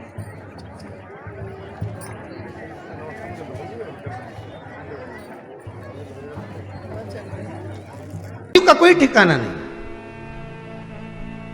समय घड़ी पल क्षण सब निश्चित है। आपके अच्छे समय का भी कोई आएगा, समय घड़ी पल भगवान लिखा है, दुख टालने का भी समय भगवान लिख कर रखा है। हमारे यहां सीधी सीधी भाषा में कहते हैं घोड़े के भी दिन फिर जाते हैं। घोड़ा मतलब कचरा घर, कचरे घर के भी दिन फिर जाते हैं। जहां लोग कचरा फेंकते थे वहां पे बिल्डिंग बन जाती है। कुछ सालों बाद बिल्डिंग बन गई, तो जब जहां कचरा फेंकते थे वहां मकान बन गया, बिल्डिंग बन गई। जिस प्लांट में तुम्हारा गंदा पानी जाता था वहां मकान बन गया, इतना जोरदार बना। तुम्हारे अड़ोस पड़ोस में देखो क्या जोरदार बन गया। तो जहां कचरा फेंकते थे, झाड़ू लगा के सारा सामान फेंक के आते थे, नहीं सारा कचरा में पड़ा रहता ना, वहां जोरदार बंगला बन सकता है। तो अपने हृदय में, अपनी चित्तवृत्ति में, अपने दिल में ये बात उतार कर रखना कि कितना भी दुनिया कचरा पटक दे और कितना भी दुख मिल जाए, एक ना एक दिन बंगला तो बन ही जाएगा, यह पक्का है। घोड़े के भी दिन फेर देता है वो देव अधिदेव महादेव। दुनिया कचरा फेंक रही है, उस प्लांट का भी दिन फिर जाता है, बंगला बन जाता है, उसकी भी कीमत बढ़ जाती है एक दिन। तो उसने तुम्हें पैदा करा है, उसने जन्म तुम्हें दिया है, माता के गर्भ से तुम पैदा हुए हो और उस परमात्मा ने तुमको जन्म दिया है, तो क्या तुम्हें ऐसे ही छोड़ देगा? दिन तो तुम्हारे भी फेरेगा रे। हो सकता है शिव महापुराण की कथा सुन सुनकर अच्छा समय आते आते आते आते भगवान कुछ कृपा कथा तत्व की ऐसी बिठा दे जिससे तुम्हारा हाथ मेरा देव अधिदेव महादेव पकड़कर खींच कर बाहर कर दे। ले अब चल, मैं तुझे छोड़कर आता हूं। कहां जाना है, कितनी सीढ़ी चढ़ना है, कितना ऊपर चढ़ना है, बस छल मत करना, बेईमानी मत करना, कपट मत करना, झूठ मत बोलना, प्रपंच मत करना। शंकर कहते हैं हाथ पकड़कर मैं छोड़कर आऊंगा और फिर निवेदन करूंगा कुबेरेश्वर धाम की इस धरा से। आप शिव पुराण की कथा सुन रहे हो, इस भूमि का प्रताप ही कुछ दूसरा है।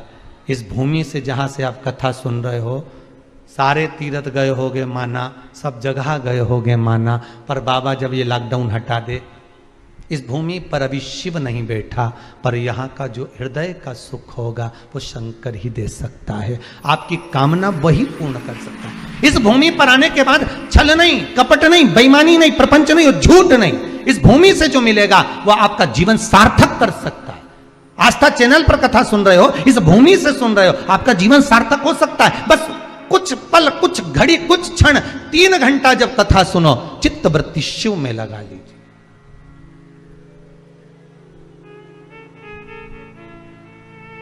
लगना चाहिए आपको कि शंकर आपके सामने खड़ा हुआ है, त्रिशूल लेकर, डमरू लेकर। कभी कभी आपको महसूस होना चाहिए आज पार्वती और शंकर कहीं घूमने जा रहे हैं, ऐसा लग रहा है। आज मैं जब यहां पहुंची, जब मेरा चित्तवृत्ति यहां लगा, ऐसा लगा कि शंकर यहां बसता है। भले शंकर नहीं बैठा, उसका कंकर शंकर है।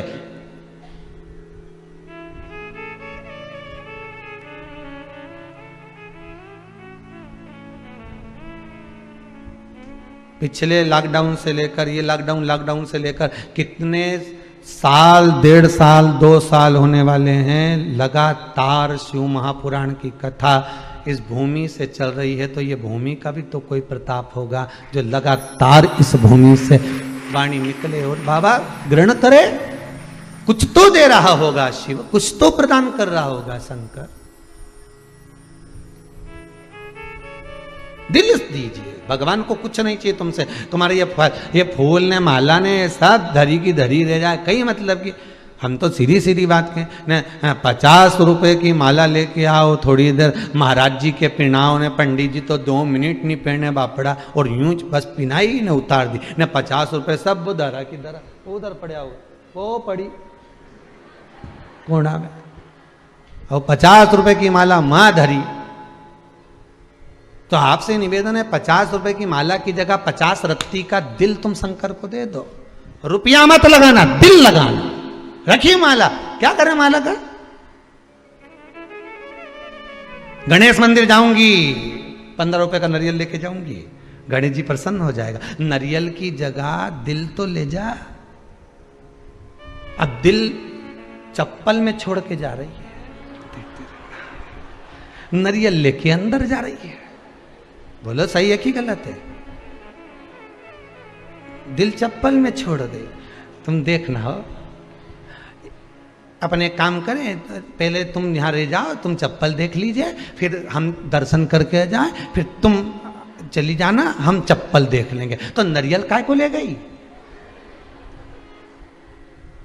बस सियोर वाला महाराज यही बुरा बोले और लोगों को लगे कि सियोर वाला महाराज बुरा बोले, तो सीधी सीधी बात है, नारियल तो लेके अंदर जा रही है और दिल चप्पल में छोड़ जा रही है। फिर भगवान से कहे कि मेरी मनोकामना पूरी नहीं हो रही, मैंने तो उल्टा सातिया बनाया।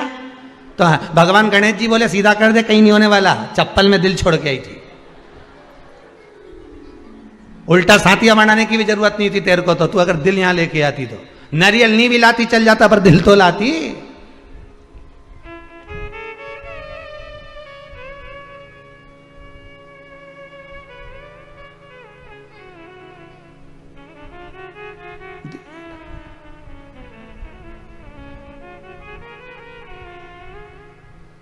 वहां भी खड़ी मंदिर में, तो भी धक्का दे उसको।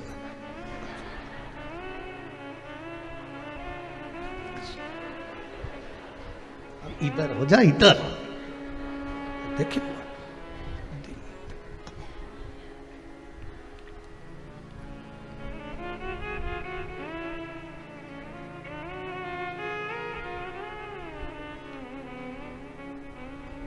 दिल से अगर मंदिर जाती ना तो ये कुछ भी नहीं करती। फिर तो जब उसको दर्शन, तुम तो छुपे रहो, उसके पीछे छुपे रहो, जो तुमको धक्का दे रही उसके पीछे छुपे रहो और उसको याद करते रहो। दिल से याद करना, वो पर्दे के पीछे कितना भी छुपा होगा निकल कर दर्शन देगा कि आ गया है मेरा। तो वो एक भजन की लाइन कि पर्दे के पीछे, क्या है वो, पर्दे में बैठे बैठे यूं न मुस्कुराइए, आ गए तेरे दीवाने जरा पर्दा हटाइए, आ गए तेरे दीवाने जरा पर्दा हटाइए। पर्दा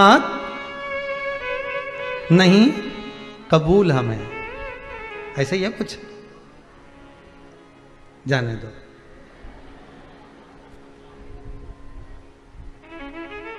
बस इतना समझ गए ना तुम।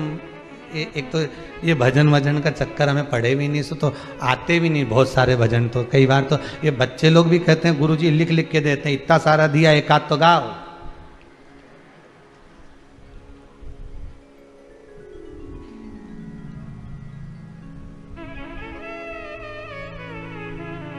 कभी कभी ये वायलिन बजाता बजाता भी उंगली दिखा देता, एक रह गया है। चित्त करे।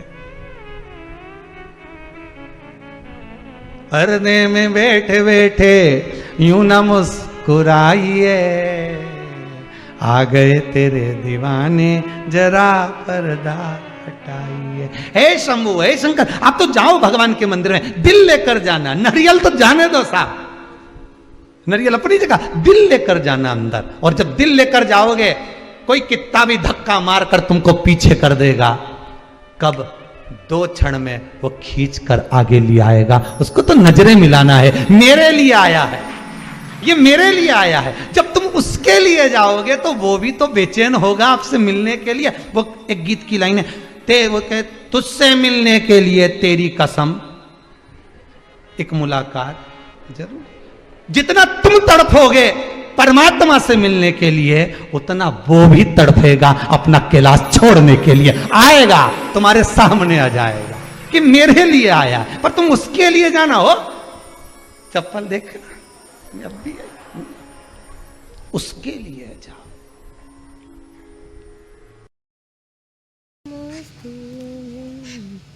श्री शिवाय नमस्तुभ्यं,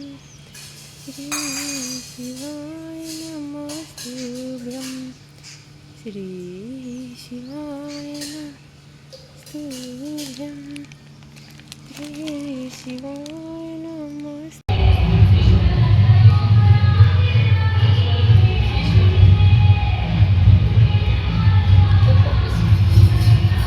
तुम्हारा दिल वहां मत लगा। आरती में खड़े हो और मन लगा के रखा है मात पिता।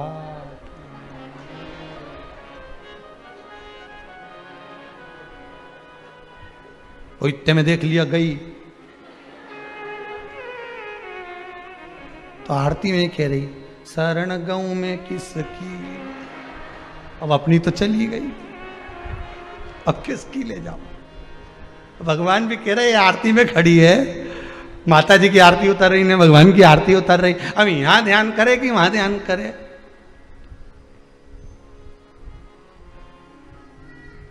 इसी चक्कर में तो प्रसाद आखिरी में बुलवाते हैं, क्योंकि कथा सुनते सुनते केला चित्त लग जा, हलवा आया, चित्त परमात्मा में लगाओ सब। शिव महापुराण एक ही बात कहती है कि दिल भगवान को दे दो बस, फिर वो निपटे, फिर उसको निपटना। तुम एक बार हृदय लगाओ तो मोबाइल भी वही देगा और बैलेंस भी वही डलवाएगा। एक बार चित्त तो लगाओ उस परमात्मा से, सब कुछ कर देगा। धन दौलत संपदा सत्ता वैभव नाम सब वही देगा। लगाया नहीं। वैश्य की पत्नी, आंवला नवमी की कथा, आंवला नवमी का व्रत कहता है, वैश्य की पत्नी ने माना नहीं पति का कहना, और आखिरी में उसके मन में बैठ गया कि मुझे संतान चाहिए। एक बच्चा कुएं में पानी खींचने गया था अपनी माता के कहने पर, ये पीछे से जाकर अपना नाम बोलकर धक्का दे दी कि इसको मैं बलि देती हूँ भगवान को, उसको, और मेरे घर संतान हो जाए। ये आ गई, आ तो गई, पर कुछ दिन बाद संतान तो नहीं हुई, पर पूरे शरीर पर कोढ़ हो गया, पूरा शरीर बेकार हो गया। जब शरीर टपकने लगा, गिरने लगा, पति से कहा, मैं एक बात कहना चाहती हूं। बोलो क्या हो गया? जीवन में अगर दुख आए, तकलीफ आए, कष्ट आए, तो तुमने पूर्व में जो पाप कर्म करा है उसका प्रायश्चित करिए। भगवान के मंदिर में जाकर, शंकर के मंदिर में जाकर निवेदन करिए, प्रायश्चित।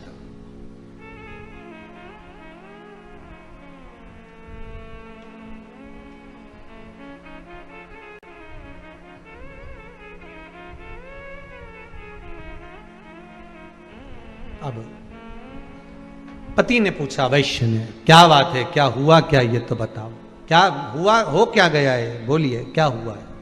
बात इतनी सी है, आपने तो मना करा था, पर मैंने एक बच्चे की बलि दे दी थी, इसलिए मेरे शरीर में ये रोग हो गया। मुझे ऐसा लगता है, मुझे ऐसा महसूस हो रहा है।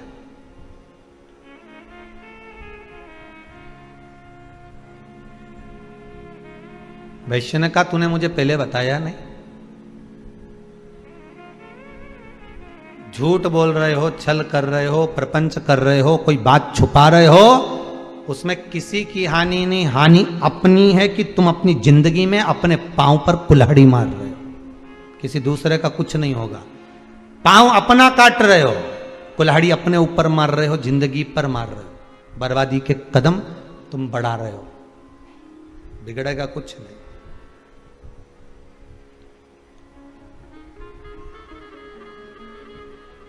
तूने अब बताया मुझे, पहले बताना था ना। जब व्यक्ति को दुख आता है ना, तब कहता मैंने वो छुपाया था, मैंने झूठ बोला था, मैंने वो छल करा था, मैंने छुपा कर बैठा था, तब कहता है जब दुख आता है तब। वैश्य ने कहा, ये बात मुझे पहले कहती तो मैं प्रायश्चित करवा देते। झूठ, छल, कपट, बेईमानी, प्रपंच की बात पहले ही प्रस्तुत कर दो, सब ऐसा हो रहा है, सब ऐसा चल रहा है, तो कुछ निर्णय निकल सकता है, भगवान माफ कर सकता है।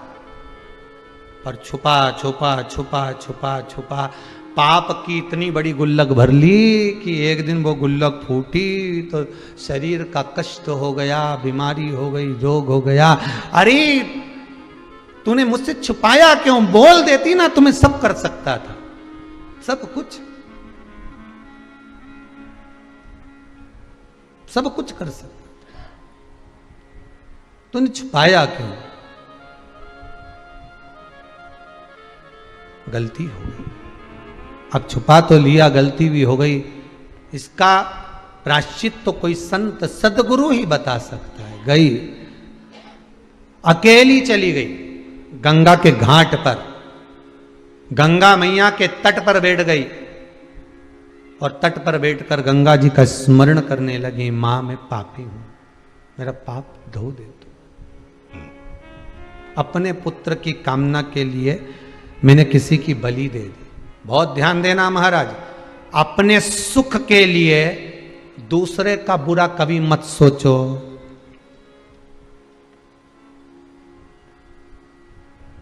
मैं इसको मूर्ख बना दूंगा, 2-4 लाख ले लूंगा, थोड़ा सा पैसा हाथ में आया, छू। आपने उसको मूर्ख बना दिया, आपने उसको बेवकूफ बना दिया, वो भोला था, आपने उसको सब कुछ बना दिया, पर आपने तो बना दिया, पर वो ऑनलाइन है, देख रहा है, सब कुछ खाते में मौका मिलेगा, उसकी लाठी में, उसके डंडे में थोड़ा सा समय लगता है, पर देता जरूर है। और जब वो देता है तो उठ नहीं पाता, उठ नहीं पाएगा। तेरे दरबार की बाबा निराली शान देखी है, तुझे देते नहीं देखा, पर झोली भरी वो देगा। अगर आपने प्राश्चित कर लिया कि मैंने, हो सकता है मैंने कोई पाप करा हो, भगवान के मंदिर में जाके बोलने में जाता क्या है? सदगुरु के सामने, गुरु के सामने बोलने में जाता क्या? हो सकता है मैंने कोई पाप करा होगा, हो सकता है मैंने कोई कष्ट दिया होगा, मैंने अपनी वाणी से कुछ कह दिया होगा, मैंने कुछ, भगवान पर क्षमा करो। आप क्षमा की मूर्त हो कि माना के मैं पतित बहुत हूं, पर पतित पावन तेरो नाम, भोले त्रिपुर। हम पतित हैं तो तुम पतित पावन भी तो। हमने पाप किया पर आप तो धो सकते हो। वो वेश्य की पत्नी गंगा जी से कहती है मैंने बहुत पाप किया है, क्षमा करो मां, क्षमा करो, क्षमा करो मां। गंगा के जल में नहाती नहीं, बैठी रही घाट पर। वो वेश्य की पत्नी गंगा के घाट पर बैठी, पर गंगा को नहाया नहीं, गंगा का आचमन नहीं करा, बस सामने बैठकर रोज रोती है, प्रार्थना करती है, मस्तक रगड़ती है, मां क्षमा करो। गंगा एक स्त्री का रूप लेकर सामने प्रकट हो गई, हाथ में कमल का पुष्प था, लेकर आई। गंगा जी ने उसको दिया, देकर कहा तुम कौन हो? मैं वैश्य की पत्नी, मेरे घर में संतान नहीं थी, तो मैंने दूसरे के कहने पर, उन्होंने कहा था बलि देना पड़ेगी, मैंने बलि दे दी एक दूसरे के पुत्र की, और मेरा शरीर ऐसा हो गया। फिर कहूंगा अपने सुख के लिए दूसरे को दुख मत दो। किसी ने कह दिया तुम्हारा घर बांध दिया है, किसी ने कोई घूम घूम के बोल दिया, तेरे ऊपर टोना कर दिया, तेरे ऊपर ये कर दिया। उसको याद आया 15 दिन पहले मेरी जेठानी से लड़ाई हुई होगी, उसी ने करा होगा। गुरुजी कुछ ऐसा कर दो कि उसका मुंह ही बंद हो जाए। अब गुरुजी से कहो तो वो गुरुजी अपनी धर्मपत्नी का तो मुंह बंद नहीं कर पा रहे हैं, और कि उसका मुंह बंद कर दो। भगवान वाणी में कब तक रहता है? जब तक सबका हित होता है। वाणी पर जब दूसरे के अहित की बात आती है, किसी के शरीर में देवी देवता आते हैं ना, वो सत्य सत्य बोलेंगे तो चलेगा, दूसरे का भला करेंगे चलेगा, पर जब दूसरे का बुरा करने लगते हैं तो देवता भी वहां से ओझल हो जाता है, उसके शरीर से, उसके मुख से, उसकी वाणी से चला जाता है। किसी का बुरा मत करो।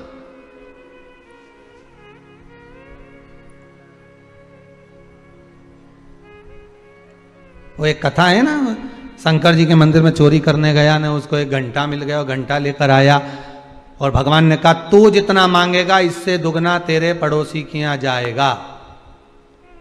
तो उसने घंटे को उठाकर तिजोरी में रख दिया, मांगा ही नहीं, क्योंकि मैं मांगू और पड़ोसी का भला हो तो मैं काय को मांगू। भूखा मरने लगा तब पत्नी ने कहा घंटा देवता के निकाल लो, 2 अगरबत्ती लगाओ, मांग लो। उनने घंटा देवता के निकाल के 2 अगरबत्ती लगाकर कहा प्रैक्टिकल करके देखो, हमारे घर में 2 तरह का भोजन आ जाए, पड़ोसी के यहाँ 4 तरह का रखा था। इसने कहा बिल्कुल मत मांगना, मैं ज्यादा जा रहा है। पत्नी बोली तुम्हारे ऐसे रहने से तो भूखे मर जाऊंगी, तुम चिंता मत करो, आज मैं मांगती हूँ। घंटा देवता हमारे घर में एक कुआं खुद जाए, पड़ोसी के घर में 2 खुद गए बेचारे के घर। हे घंटा देवता हम दोनों पति पत्नी की एक एक निपट जाए। अब इनकी तो एक गई, बापड़ा उनकी 2 ही चली गई, और कुआं में डूब भी गए। क्यों बुरा चाहें हम किसी के लिए? भगवान से प्रार्थना करो, अगर देना है परमात्मा, हमारी किस्मत में जितना लिखा है, हमारे भाग्य में जितना लगा है, जितना मेरी किस्मत में और भाग्य में लिखा है उतना मेरा अपना देना, मुझे दूसरे का नहीं चाहिए। मेरे भाग्य का देना, मेरी किस्मत में नौकरी लगी हो नौकरी देना, जॉब लगा हो जॉब देना, सर्विस लगी हो सर्विस देना, बिजनेस लगा हो बिजनेस देना, फैक्ट्री लगी हो फैक्ट्री देना, पर खाली मत रखना। दुनिया के लोग अगर उंगली उठाएंगे तो हमारा कुछ नहीं जाएगा, तो तुम्हारा ही जाएगा। खूब शंकर की कथा सुनते थे, अब क्या हो रहा है, हमारा क्या जाएगा। और इसमें यह मत सोचना सियोर वाले महाराज का कुछ जाएगा। सियोर वाला महाराज जहां बाची ही नहीं रहा है, यहां तो कथा शंकर जी बाच रहा है। शंकर जी की कथा शंकर जी बाचे और शंकर जी सुने, तो बाचने वाला भी शिव, बचाने वाला भी शिव और सुनने वाला भी शिव। तो शंकर जी ये विचार कर लेना, हमारा कुछ नहीं बिगड़ने वाला है, बोल लेना जो बिगड़ेगा तुम्हारा ही बिगड़ेगा, तुम साधो।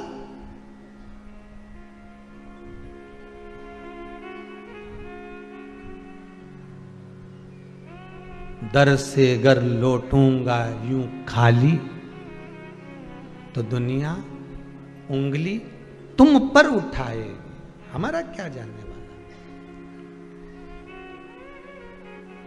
नहीं चाहिए। दूसरे का हक का अपने को जब मिलता है तो थोड़े समय में वापस चले जाता है।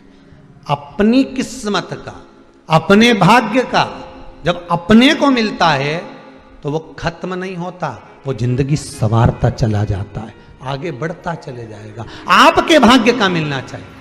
मुझे मेरी किस्मत का दीजिए, मुझे मेरे भाग्य का दीजिए, जो मेरे भाग्य में लिखा है। और देना ऐसा कि मेरा भी परिवार देख लेना, 8 लोगों का है, 10 लोगों का है, 4 लोगों का है, 6 लोगों का है, उनकी भी कुछ तमन्ना है, उनकी भी कुछ इच्छा है, वो पूरी करूं। एक बार उन्होंने भी मन में सोचा था कि शिव महापुराण की कथा करवाऊं, तो मुझे जब देव ना बाबा तो इतना जरूर देना कि शंकर की कथा करवा लूं, सबकी इच्छा पूरी करूं, ऐसी कृपा कर देना। क्योंकि दास तेरा हूं, भगत तेरा हूं, तेरे इतने करीब रहने के बाद भी मुझे कुछ नहीं मिले तो मतलब क्या, तेरी कृपा चाहिए मुझे।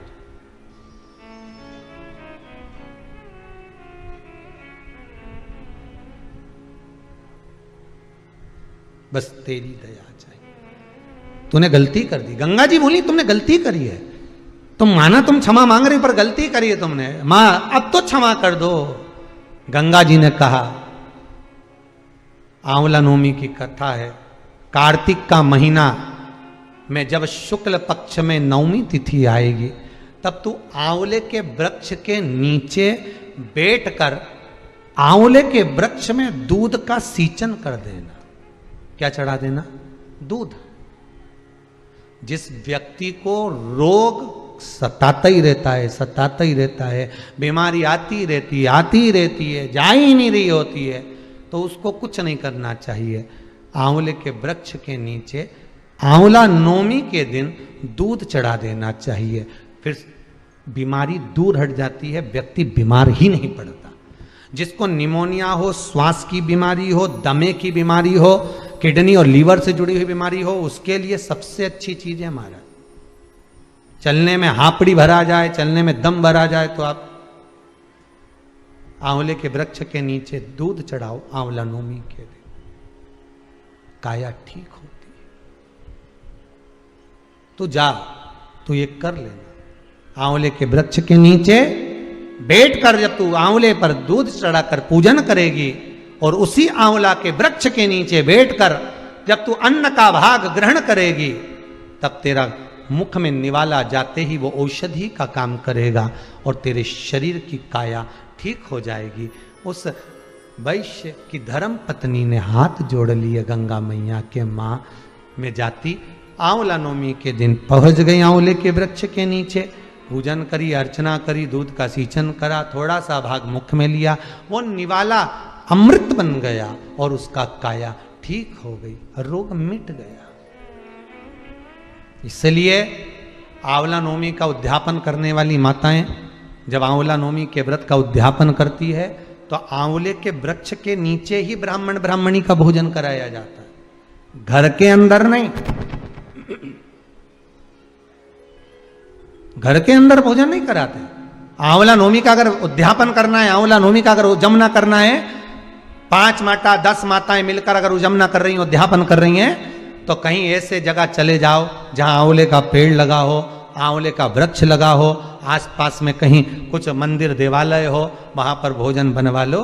वहीं पर आंवले के वृक्ष के आसपास में ही कहीं वहीं पर ब्राह्मण ब्राह्मणी का भोजन कराकर, चांदी का आंवला बनवाकर, चांदी का नहीं हो तो असली का जो आंवला होता है उसका दान दे देना चाहिए, पर करना चाहिए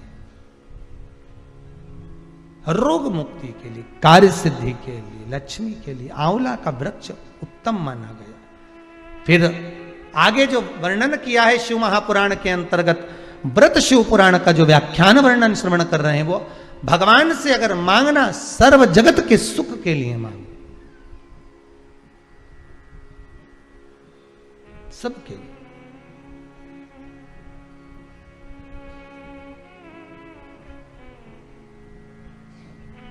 और जब